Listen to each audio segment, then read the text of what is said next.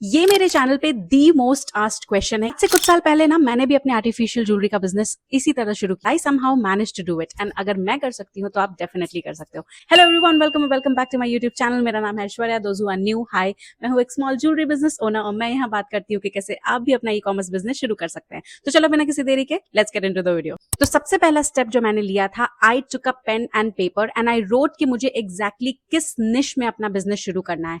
I know ये कभी कभी बहुत ही रिपीटेटिव साउंड कर सकता है कि बहुत सारे लोग इसी को बार बार रिपीट करते रहते हैं, दैट चूज योर निश। बट ट्रस्ट मी, एक बार आप अपने निश को चूज कर लेते हो ना तो आपको बहुत हद तक क्लैरिटी आ जाती है कि आप आगे की चीजों को कैसे प्रोसीड करोगे। मैं बहुत सारे लोगों से डेली बेसिस पर बात करती हूँ and I hear them telling कि मैं शुरू में 2-3 चीजें सेल करना चाहती हूँ। जैसे कि कल ही मेरी किन्हीं से बात हो रही थी एंड उन्होंने बोला कि मैं शुरू में हैंडबैग्स भी सेल करना चाहती हूँ, पाउचेस सेल करना चाहती हूँ, ज्वेलरी सेल करना चाहती हूँ एंड उन्होंने 2-3 कैटेगरी की चीजें बता दी। इसीलिए मैं यहाँ पे ये क्लैरिफाई कर रही हूँ कि अगर आपके भी मन में कोई ऐसी चीज है कि आप 2-3 कैटेगरी की चीजें एक साथ सेल करना चाहते हो तो पहली बात तो जीएसटी आपको ये अलाउ नहीं करेगा। अगर आप एचएसएन कोड चेंज करके उसी जीएसटी पे ये सारी चीजें सेल कर भी ले रहे हो तो भी आपके लिए शुरू में इन्वेंट्री मैनेज करना बहुत मुश्किल हो जाएगा, फोकस नहीं कर पाओगे। So as a beginner, as a new seller, I always suggest कि ई कॉमर्स प्लेटफॉर्म पे किसी एक कैटेगरी के साथ आप जाएं, उस पर डेडिकेटिंगली वर्क करें, see what's going in the market, कौन से ट्रेंड्स हैं एंड जब आपको चीजें समझ आ जाए then you can move to the next category. अब मैंने जब डिसाइड किया कि मुझे ज्वेलरी ही सेल करनी है तो ज्वेलरी में भी बहुत सारी सब कैटेगरीज होती हैं। क्या आप ब्रेसलेट सेल करना चाहते हो, क्या आप इयररिंग्स सेल करना चाहते हो, क्या आप नेकलेसेस सेल करना चाहते हो, चूज वन टाइप। एक टाइप जब आप सेलेक्ट करते हो और उसमें अपने अकाउंट को रिच बनाते हो तो एल्गोरिदम को ये मैसेज जाता है कि this person is selling this और आपको वो आपके डेडिकेटेड कस्टमर्स पहुंचा देते हैं। नेक्स्ट, बहुत सारे लोग मुझसे डेली बेसिस पे ये पूछते हैं कि जब आपने शुरू किया था तो आपने कितना इन्वेस्ट किया था या मैं कितना इन्वेस्ट कर सकता हूं या कर सकती हूँ जिससे मेरा बिजनेस शुरू हो जाए। इफ यू फील कि आप 5,000 में अपना बिजनेस शुरू कर सकते हो तो आप पेन पेपर लेके उसी तरीके से चीजों को डिसाइड करो। ऑल्सो कुछ चीजें होती हैं जो फ्लेक्सिबल होती हैं, कुछ चीजें होती हैं जो फिक्स्ड होती हैं जिसके साथ आप कॉम्प्रोमाइज नहीं कर सकते हो। आप इन्वेंट्री के साथ कॉम्प्रोमाइज नहीं कर सकते हो। You have to get your product to start selling at the first place, तो उसके साथ आप कॉम्प्रोमाइज नहीं कर सकते हो। कुछ मिसलेनियस चीजें होती हैं जिसको आप बाद में धीरे धीरे एड ऑन कर सकते हो। जैसे मैं हर वीडियो में पैकेजिंग के बारे में बात करती हूँ। अब पैकेजिंग बहुत सारे लोगों की डिफरेंट होती है। हो सकता है मैं बबल रैप अभी यूज कर रही हूँ, आपका बजट अभी उतना ना हो कि आप बबल रैप यूज कर सके, प्लास्टिक बॉक्स यूज कर रही हो, आप कोरुगेटेड बॉक्स यूज कर रहे हो, पैकेजिंग अलग अलग हो सकती है। This is flexible. प्रिंटर जो है, शुरू में आई डिसाइडेड कि मैं फर्स्ट 6 मंथ्स में प्रिंटर नहीं लूंगी। थैंक यू कार्ड लगाना चाहते हो, आप थैंक यू कार्ड प्रिंट करके देना चाहते हो या थैंक यू नोट लिख करके देना चाहते हो, that depends on you. When you ask me what should be the budget, I ask you rather कि यू टेल मी कि आप कितना इन्वेस्ट करने के लिए रेडी हो। अब एक बहुत इंपॉर्टेंट टॉपिक है, इंपॉर्टेंस ऑफ जीएसटी। बहुत सारे लोगों को ये क्लैरिटी नहीं है कि जीएसटी के साथ शुरू करें या जीएसटी के बिना शुरू करें, तो मैं आज इस वीडियो में आपको क्लैरिफाई कर रही हूँ।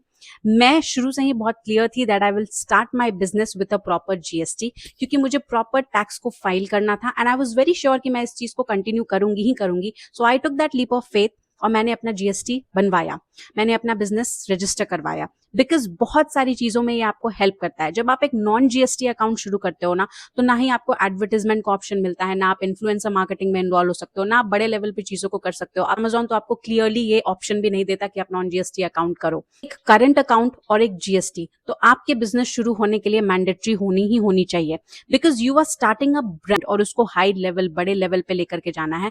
तो शुरू से ही you should be very strict about the things that you are doing and taking decisions about your brand. किसी भी बड़े एग्जीबिशंस में या कहीं भी आप अपने बिजनेस को शोकेस करना चाहोगे तो दे फर्स्टली आस्क यू कि आपके पास जीएसटी है कि नहीं। वो एक प्रूफ है that you are legally running a business. अब नेक्स्ट स्टेप जो था, मुझे ये डिसाइड करना था कि मैं कौन से प्लेटफॉर्म पे इनिशियली एनरोल होना चाहती हूँ एंड आई चोज मीशो, क्योंकि जो मेरी रिसर्च थी, मेरे हिसाब से मुझे ये पता लगा कि मीशो पे ऑनबोर्डिंग थोड़ी सी ईजी है। मुझे बस 5 मिनट लगे अपने अकाउंट को सेटअप करने में and I found it very feasible. मुझे अच्छा लगा कि मैं मीशो पे कुछ चीजें सीख रही हूँ एंड देन आई डिसाइडेड कि पहले मैं 6 महीने मीशो पे रन करूंगी अपने प्रोडक्ट्स को। आई विल सी की चीजें कैसे काम कर सकती हो। मीशो पे ऐसी कोई भी चीज नहीं है जो नहीं बिकती है, सब कुछ बिकता है। सो कोई भी आपका निश है, कोई भी आपकी कैटेगरी है, स्टार्ट सेलिंग ऑन मीशो। एक अच्छा प्रॉफिट मार्जिन लगा के, वहां पे ऑनबोर्डिंग इजी है, बी आपको लॉजिस्टिक सपोर्ट मिलेगा, कल ही मेरी एक क्लाइंट से बात हो रही थी, उन्होंने बोला कि फ्लिपकार्ट पे उनके ऑर्डर्स तो आ गए हैं लेकिन कोई वेंडर वहां पे अवेलेबल नहीं है, इसलिए ऑर्डर एक्सेप्ट नहीं हो रहा है। तो ये सारी चीजें आपको मीशो पे फेस करने के लिए नहीं मिलेंगी। मीन्स कि ये बिगिनर के लिए बहुत ही ज्यादा फ्रेंडली वे में वर्क करता है। So Meesho is one thing that I suggest, start with Meesho और धीरे धीरे करके जब टफ बैकग्राउंड में आपको जाना है तो आप फ्लिपकार्ट और अमेजोन को एक्सप्लोर कर सकते हो अपने ब्रांड को बड़े लेवल पे ले जाने के लिए। And the most important step that I followed from day one, I was deeply involve in my business. मैं अपने बिजनेस के छोटे से बड़े निटिग्रिटीज को खुद हैंडल कर रही थी।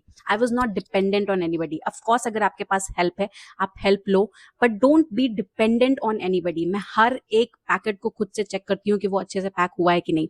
इवन इफ अगर मेरे फैमिली मेंबर्स या कोई स्टाफ मेरी हेल्प भी कर रहा है ऑर्डर पैक करने में, आई मेक श्योर कि हर एक पैकेट में प्रोडक्ट सही गया है। At the end of the day you started it because you wanted it, so why not.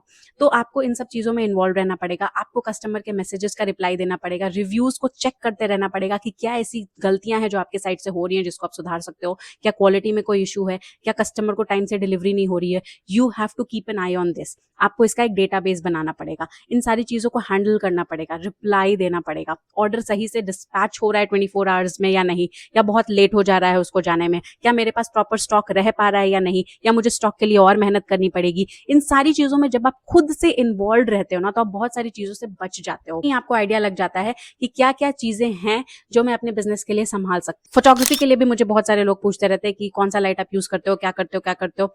I always suggest कि मैं जो भी नेचुरल वे में मेरे पास अवेलेबल होता है आई यूज दैट, बिकॉज बहुत ज्यादा फिल्टर या एआई यूज करने से आपके रिटर्न्स बहुत ज्यादा आते हैं, क्योंकि आप जो डिस्प्ले कर रहे हो वो आपका ओरिजिनल प्रोडक्ट नहीं है। तो I always make sure at least Meesho पे जो भी ओरिजिनल प्रोडक्ट मेरा है मैं वो अपलोड करती हूँ। I use natural sunlight most of the times, artificial light कभी कभी जब मुझे लगता है कि डिटेलिंग की ज्यादा जरूरत है तो इस तरीके से मैं जैसे अभी फिल्म कर रही हूँ या video, it's a natural light, मैंने कोई लाइट नहीं यूज किया हुआ है। तो ऐसे ही मैं अपने पिक्चर्स भी लेती हूँ इन नेचुरल लाइट और वो मेरा favourite way of taking pictures है। तो फोटोग्राफी में भी आपको इनिशियली बहुत ज्यादा इन्वेस्ट करने की जरूरत नहीं है कि आप बड़े बड़े सेटअप्स लगा रहे हो, अम्ब्रेला लाइट लगा रहे हो। Do whatever you feel is in your comfort zone और आप उससे अपना बिजनेस अभी शुरू कर सकते हो। कुछ टिप्स जो मैं अपने एक्सपीरियंस से आपको शेयर करना चाहती हूँ। नंबर 1, डिस्पैच सही तरीके से और जल्दी करना बहुत जरूरी है। सेकंड, पैकेजिंग पे बहुत ध्यान देना है, स्पेशली अगर ज्वेलरी के सेक्शन में आप हो। ज्वेलरी एक ऐसी डेलिकेट चीज है जिसका अगर एक भी मोती निकल गया, you can't use it, you can't wear it. तो आपको अपने साइड से बहुत ही ज्यादा you have to be cautious और आपको अच्छे से पैकेजिंग करके देनी। ट्रेंड्स को भी फॉलो करते रहना पड़ेगा क्योंकि ज्वेलरी एक फास्ट ग्रोइंग बिजनेस है। ट्रेंड्स हर टाइम बदल रहा है, कभी ऑक्सीडाइज आ जाता है, कभी कश्मीरी आ जाता है, कभी कोरियन आ जाता है।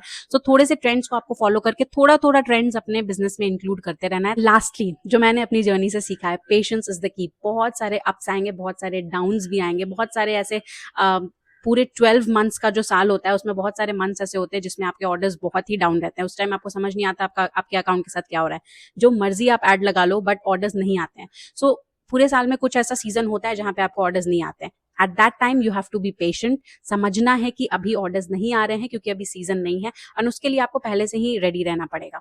तो patience is the key. Orders अच्छे से पैक करिए, डिस्पैच अच्छे से करिए। There are few basic things जो आपको समझनी है and of course you can start your business. There is no such big deal about it. And at last I would say कि अगर आप पेशेंस और डेडिकेशन के साथ अपना बिजनेस शुरू कर सकते हो तो ये आपको फाइनेंशियल फ्रीडम भी देगा और क्रिएटिव एस्पेक्ट तो देगा ही देगा। तो दोनों चीजों के लिए बस पेशेंस और डेडिकेशन, सब्र और नजर इज द की।